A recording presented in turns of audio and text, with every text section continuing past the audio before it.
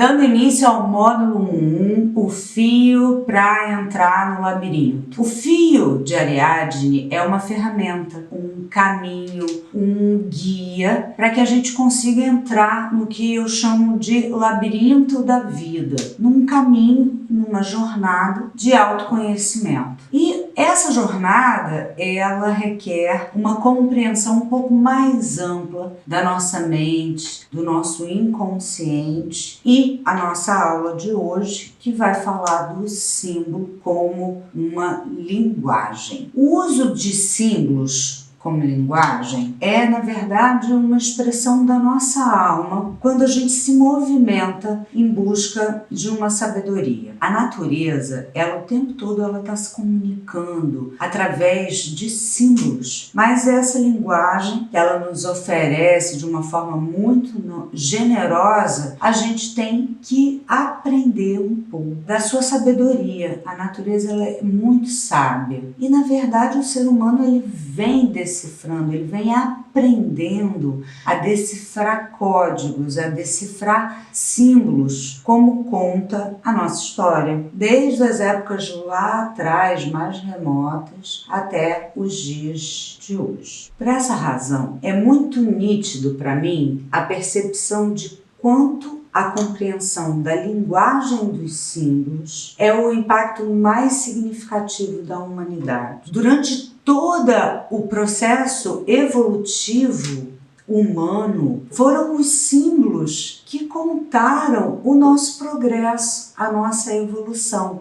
A partir do momento que a gente usa uma linguagem para expressar um sentimento, uma emoção e dar um significado a algo, a gente tem uma compreensão comum, partilhada com todos nós. A consciência do quanto que esses símbolos eles impactam a nossa vida, a nossa história, é muito importante no processo de começar o nosso caminho de individuação. O caminho de individuação do homem é ele se entender no seu significado, na simbologia própria, o que pertence a ele e o que está impregnado, o que vem pregado desde o nascimento. Inclusive, existem algumas teorias que falam que a gente herda de uma maneira tão profunda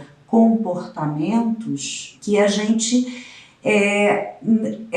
não consegue ter uma consciência de uma forma plena do impacto dos símbolos, da cultura, da genética, da herança, dos traumas, da criação na nossa vida. E outro componente muito importante, que é o que eu falo sempre, é: você é isso mesmo? Ou você acha que você é isso? E aí que entra Carl Gustav Jung, que é um psiquiatra fundador da psicologia analítica, ele trouxe um estudo muito aprofundado do que a gente chama de arquétipos, que são os símbolos comuns que todos nós entendemos e compreendemos no universo da linguagem.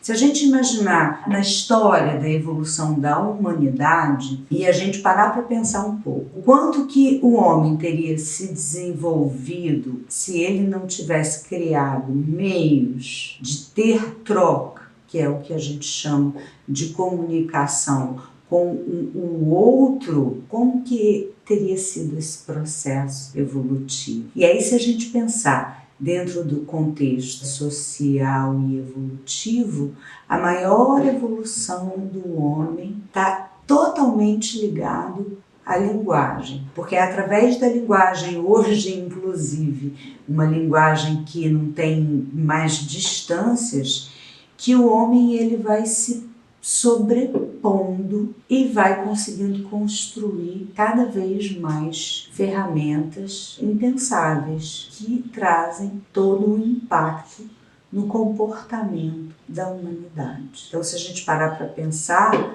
coisas que a gente se acostumou, que a gente ouviu desde pequeno, como é o papel da mulher, qual é o papel do homem, qual é o nosso papel social, o que é ser bom. Por essa razão é muito nítido a percepção de quanto a compreensão da linguagem e dos símbolos é o impacto mais significativo na evolução da humanidade e que isso confere um poder absurdo ao homem. O crescimento exponencial da evolução da comunicação que continua e é imprevisível. Hoje a gente já tem esse rompimento dessa distância na comunicação entre as pessoas. E, como eu estava falando, o criador do conceito de arquétipos foi o psiquiatra Carl Gustav Jung, que foi discípulo de Freud e fundador da psicologia analítica. E ele pesquisou vários tipos psicológicos, porque Jung ele acreditava na existência de padrões emocionais e padrões comportamentais. Essas expressões humanas ele vinculava a esse inconsciente coletivo e ele nomeou então esses padrões comportamentais de arquétipos. As imagens dos arquétipos a gente encontra nos mitos, a gente encontra nas lendas, na literatura, nos nossos sonhos, enfim, não importa. Mas tem um fio, que eu chamo até de fio de prata, né? Por isso o fio de Ariadne, tem um fio condutor que liga, independente de cultura e de religião e de que lugar do planeta que a gente esteja, tem esse fio condutor que leva para essa mesma direção. E essa mesma direção que o Jung acreditava realmente que se a gente compreender essas experiências resultantes de milhares de gerações do ser humano no enfrentamento das situações cotidianas, e se a gente conseguisse, enfim, compreender essas estruturas, é importante para o nosso autoconhecimento. Essa herança psicológica, que ela não se desenvolve individualmente, na verdade ela é herdada. E essa teoria do Jung estabelece que o ser humano nasce com muitas predisposições para pensar, para entender e agir de uma certa forma, condicionado. Tem a ver com o ambiente, tem a ver com a cultura, tem a ver com a sexualidade, com o feminino e o masculino, e tudo isso é compartilhado. É um conjunto de sentimentos, de pensamentos, de lembranças que essa humanidade compartilha como um todo. O inconsciente coletivo é um reservatório de quê? De imagens, de símbolos latentes. E cada geração, ela herda como forma de reagir ao mundo, assim como os nossos ancestrais, os nossos pais, eles também fizeram. E os arquétipos, eles estão presentes, então, no inconsciente coletivo, e eles são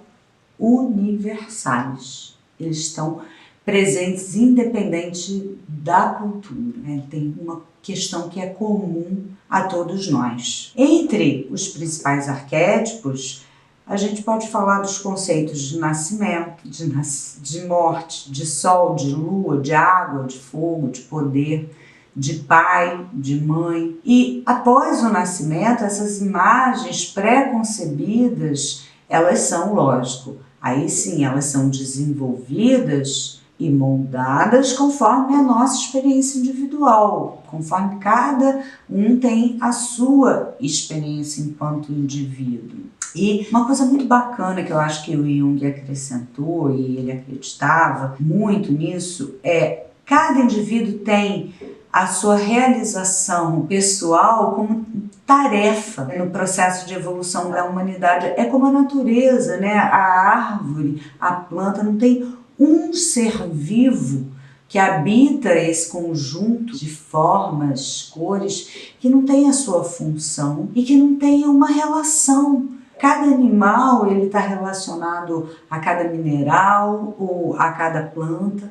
E o homem, ele nesse processo evolutivo, ele tem um papel, então, fundamental. Para Jung, a mente ela é um produto da história. Porque além das heranças biológicas, a gente possui também heranças psicológicas que influenciam muito tanto o nosso comportamento como as nossas experiências. E parte do inconsciente, ele consiste, portanto, de uma profusão de pensamentos, imagens e impressões que provisoriamente, gente, ocultos. Mas, apesar de eles estarem ocultos, de estarem ali, que parece que se perdeu aquele pensamento, uma imagem, uma emoção, eles estão ali. E eles continuam influenciando a nossa mente consciente. E aí é que está o grande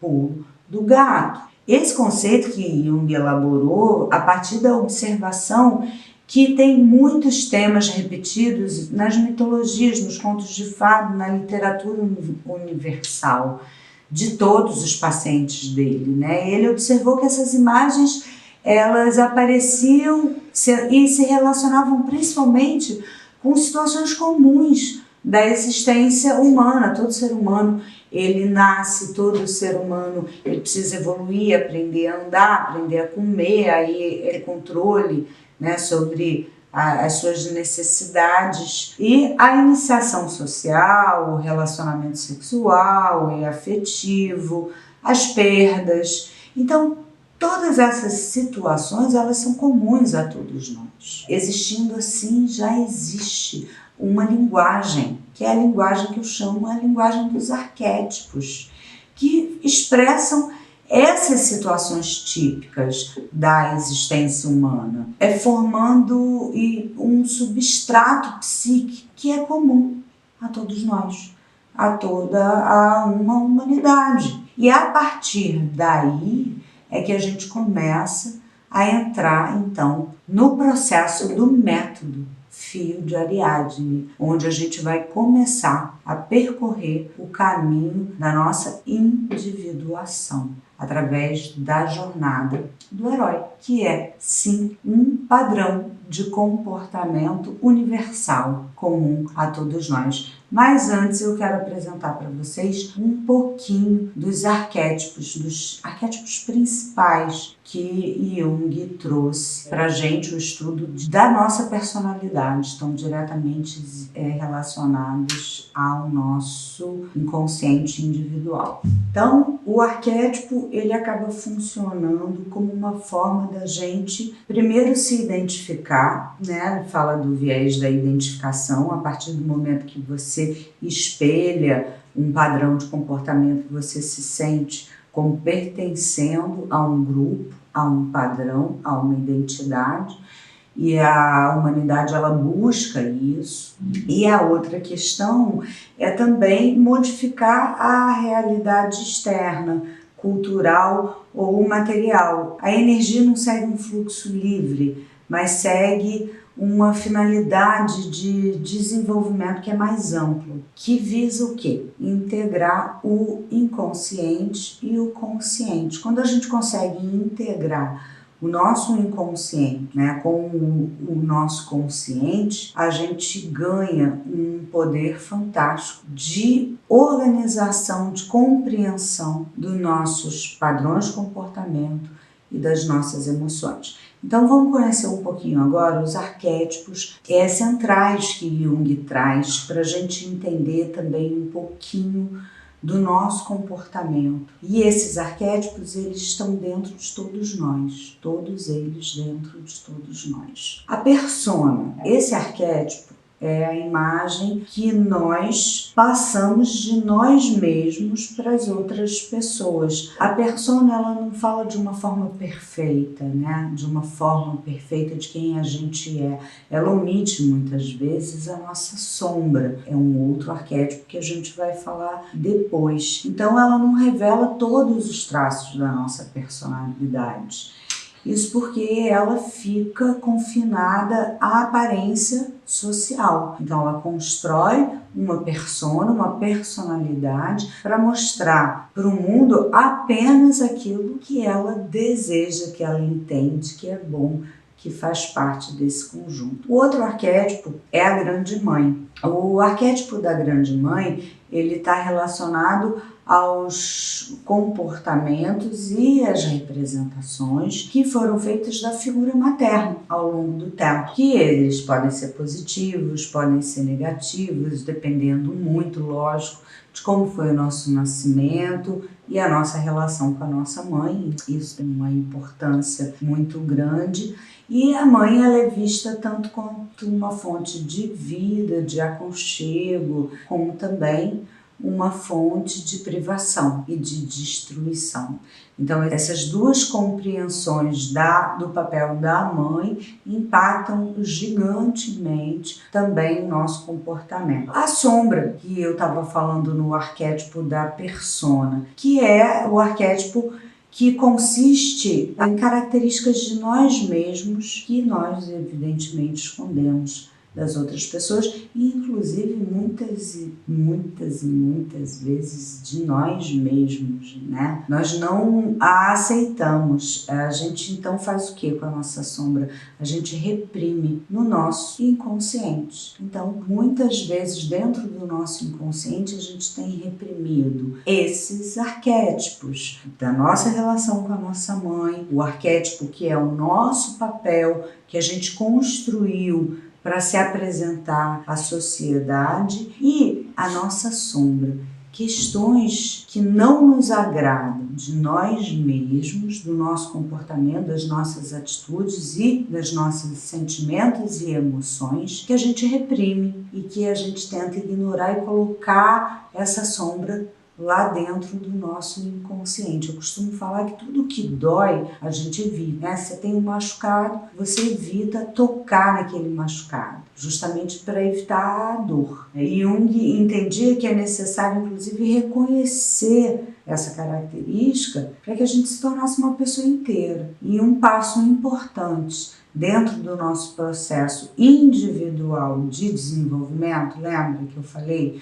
Nascimento, aprender a andar, se torna adolescente, atividade sexual, todo esse processo que é comum a todos nós, mas que cada um tem que percorrer a sua jornada. Então, a gente só consegue ser inteiro de fato quando a gente entra em contato verdadeiramente com a nossa sombra, aquilo que a gente tentou mascarar, que muitas vezes a nossa própria criança tentou mascarar. E às vezes aparecem coisas muito interessantes, que vão dar dicas muito interessantes em relação aos nossos comportamentos. Outro arquétipo que é presente é o arquétipo do velho sábio, que é o quê? A representação da sabedoria. Ele motiva as pessoas a conhecerem os mistérios da vida e também a procurarem por pessoas que exerçam o papel de liderança sobre si. A gente precisa de heróis. A gente precisa de líderes, a gente precisa do espelhamento, a gente precisa da projeção. Então, o velho sábio é a representação desse conhecimento, dessa sabedoria. E a ânima e ânimos, que é o arquétipo que representa a imagem espelhada do nosso sexo biológico. O ânimos é a energia masculina que existe na mulher, que é o lado racional, e a ânima é a energia feminina que existe no homem, o lado emocional. E isso independe do seu sexo biológico, né? Todos nós trazemos tanto o nosso lado racional, emocional, o nosso feminino e o nosso masculino. E uma questão interessante é que pode ser muito difícil para algumas pessoas reconhecerem a ânima ou o ânimos dentro de si. Existem pessoas que negam o seu lado feminino ou masculino e muito tem a ver com as suas relações, experiências anteriores, com o arquétipo da mãe, com o arquétipo do pai, o herói.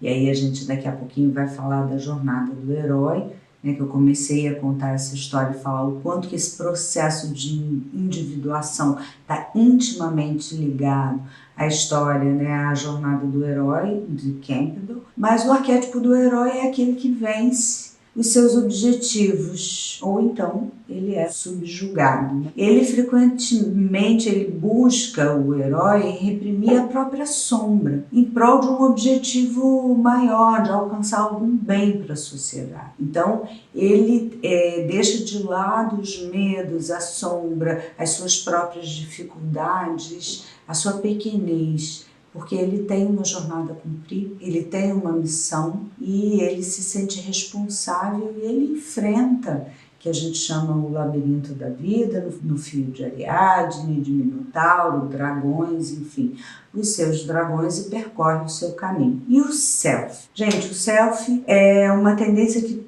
todos nós temos de buscar, que é o estado de autorrealização, autoconhecimento e equilíbrio. O self é o nosso empoderamento e é justamente aí que entra o método Fio de Ariadne, onde a gente vai usar um pouquinho desse contexto, né, dessa compreensão da jornada do herói, que eu chamo de fio de prata, para ressignificar um pouquinho a nossa história e tentar criar uma comunicação entre o nosso consciente e o nosso inconsciente. Então a jornada do herói, ela foi escrita por Campbell e ela é muito utilizada, inclusive, na construção das histórias de contos de fada. O Walt Disney usa muito, todo roteirista, jornalista, ele se apropria muito da jornada do herói, porque ela fala um pouquinho dessa simbologia universal, desse padrão de comportamento. E é muito interessante a gente trazer para o conhecimento, para a simbologia de todo o tarô, que ele tem um ponto comum com a jornada do herói, porque o louco ele vai encontrando com os vários arquétipos, com os 22 arquétipos, né, do 21, na verdade com ele 22, e a partir desse encontro, então, ele vai desenvolvendo uma parte importante da sua personalidade dentro do seu processo de individuação, que é se conhecer enquanto indivíduo, o menos impregnado possível de cultura, de crença, de religião, né, de comportamentos sociais aceitáveis e dessa construção arquétipa que Jung traz para a gente falando, que são padrões que a gente enfrenta, que é comum a todos nós, que é inerente, que a gente herda, é uma herança psicológica. Então são 12 etapas, a jornada do herói, que é um mundo comum, que é o local onde a gente se encontra, eu acho, na nossa vida, vivendo uma vida comum, e de repente a gente tem o chamado aventura, que também pode ser a saída da caverna de Platão, também tem essa mesma representatividade. Então é muito interessante a linguagem dos símbolos, porque a gente vai simplesmente vendo que eles se repetem em contextos que têm as suas especificidades, mas eles têm pontos centrais comuns que são muito pertinentes. E aí, a partir desse chamado aventura, a recusa, porque a terceira etapa é, opa, deixa eu ficar aqui onde eu estou, aqui está confortável, eu não estou crescendo, não estou desenvolvendo mais. Lembra que eu falei que a gente tem uma tendência natural a evitar profundamente tudo que dói. Então, essa recusa a percorrer esse caminho que é desconhecido, eu não sei qual é o resultado disso,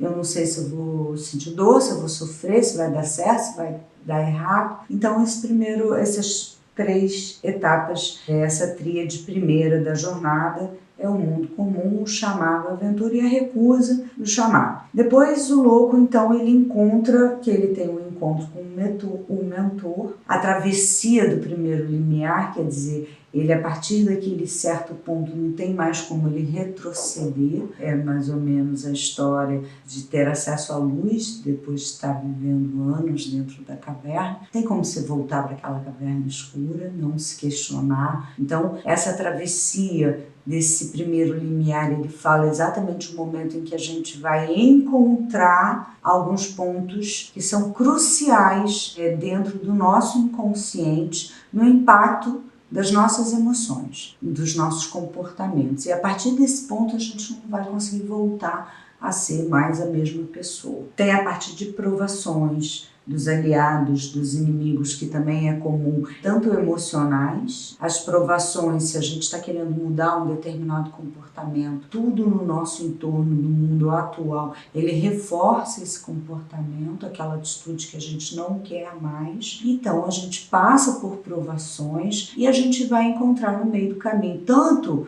os nossos aliados, que são aqueles que vão nos ajudar, seja o exercício físico, um amigo, uma pessoa, uma coisa, uma situação, como os nossos inimigos, um vício, encontrar com pessoas, situações de passado, repetir comportamento, pode vir a ser uma tendência. E aí temos a aproximação da caverna secreta, a aprovação e a recompensa, que é o momento em que ele realmente transforma, onde o herói ele se reconhece enquanto indivíduo, no seu processo de individuação, não 100%, porque acho que a gente ainda não tem essa capacidade, mas ele reconhece quais são os seus gatilhos, as suas emoções, ele usou a linguagem dos símbolos, dos seus próprios símbolos, para entender um pouco melhor a sua personalidade, as suas potencialidades, assim como as suas fraquezas, e o caminho de volta, a ressurreição e o retorno com Elísir, que é o momento em que é a volta para o mundo,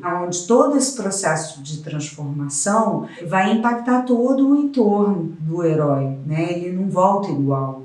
E para aquele lugar que ele está voltando, ele com certeza ele vai trazer com ele uma transformação. Embora a origem do tarô ela seja bem incerta, ela se manteve viva, gente, olha que interessante, por mais de 500 mil anos na imaginação dos homens, inclusive em indivíduos que se consideram racionais. É muito interessante pegar os racionais quando eles tiram uma carta de tarô, porque eles têm uma curiosidade natural, assim, que é fantástica, e eles querem saber o que significa isso.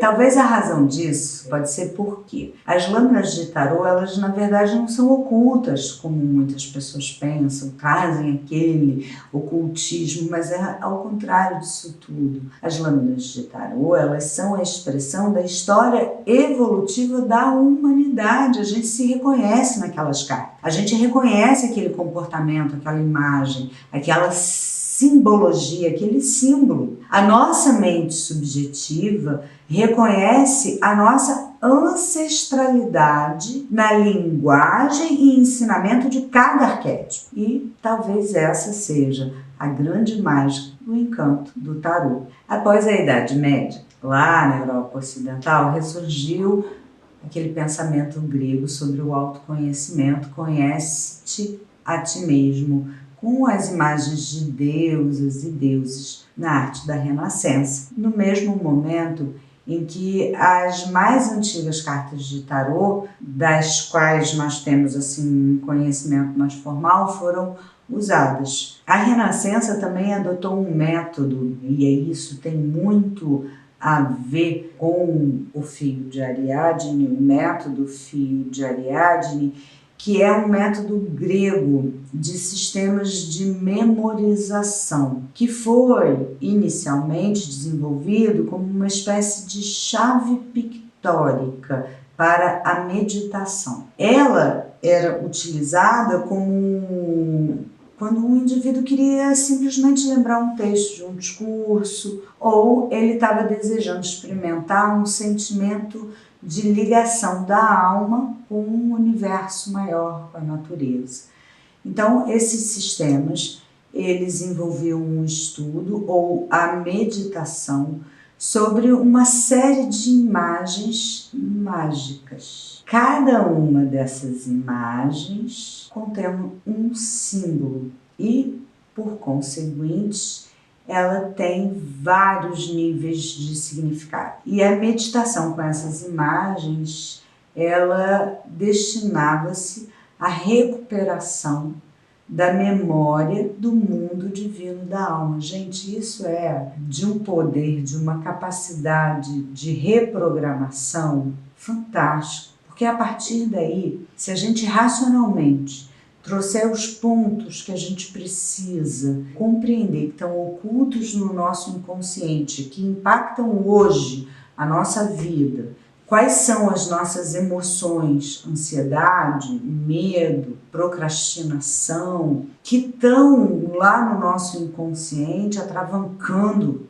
a nossa vida, impedindo muitas vezes que a gente consiga realizar os nossos sonhos, ou até pior, tem gente que não sabe nem sonhar o que deseja para si. Então, com o método Fio de Ariadne, podemos descobrir quais arquétipos possuem esse destaque na nossa forma de agir, conseguindo identificar tanto as características negativas quanto as potencialidades da nossa personalidade, que está relacionada com cada um desses arquétipos. E compreendendo quais arquétipos buscamos nos outros, qual arquétipo que eu estou buscando no meu trabalho, no meu relacionamento, ou o que eu desejo que o outro seja e represente para mim, mas compreendendo esses arquétipos que nós buscamos nos outros, nós podemos trabalhar para desenvolver características desses arquétipos e encontrar um melhor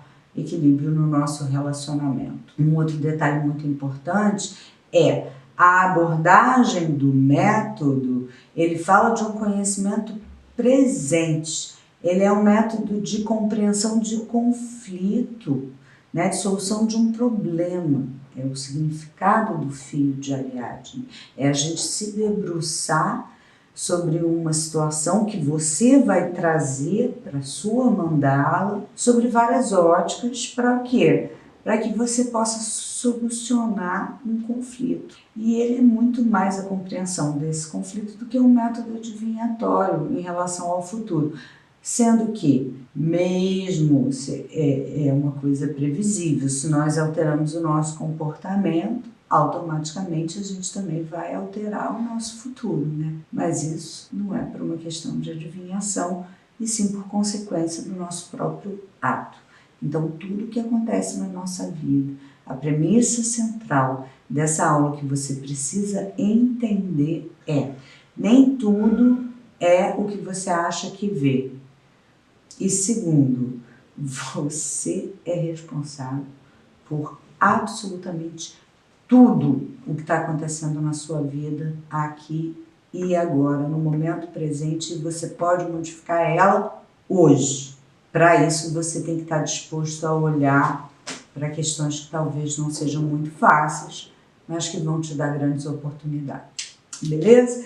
Então, eu acho que aqui a gente entendeu um pouquinho o símbolo como linguagem, a gente falou sobre o inconsciente coletivo, sobre Jung, como a gente faz essa junção do consciente com o inconsciente, e falamos um pouquinho também sobre a jornada do herói, que tem muito a ver com o processo do Fio de Ariadne. A gente vai agora fazer uma série de exercícios para que a gente consiga usar esse fio de prata para acessar o nosso inconsciente, tá bom? Não deixe de fazer o exercício, ele vai estar aqui logo abaixo no PDF para vocês. Vocês vão fazer algumas anotações e a gente na próxima aula vai entender um pouquinho melhor. Primeiro passo é a construção e o conhecimento de uma mandala chamada Mandala dos Arquétipos, aonde a gente vai trazer a jornada do herói para a nossa vida pessoal individual. E é você mesmo que vai percorrer esse caminho. Eu vou te dar uma ferramenta, que é o Fio de Ariadne, e através de uma série de questões, de experiências, de perguntas, eu vou acionando pontos cruciais. E aí a gente vai identificar um grupo de arquétipos que vão ser fundamentais você conhecer melhor, para se compreender melhor e compreender o outro também melhor. A gente encerra hoje, então, o nosso primeiro módulo e vamos passando para o módulo seguinte, onde a gente vai botar a mão na massa. Espero vocês!